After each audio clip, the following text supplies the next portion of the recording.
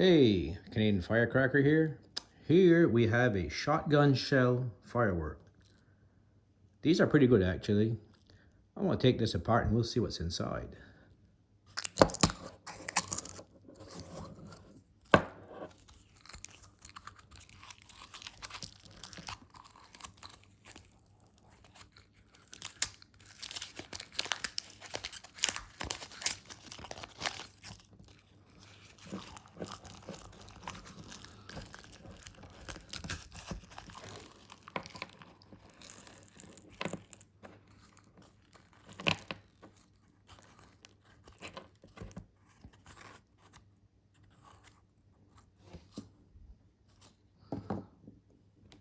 So look at here.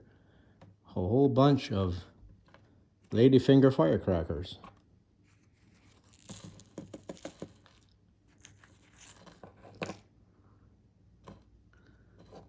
One, two, three, four, five, six. You even got the little crimped ends on the bottom.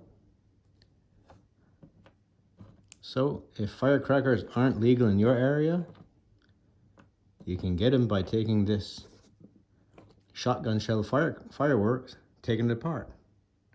Pretty cool.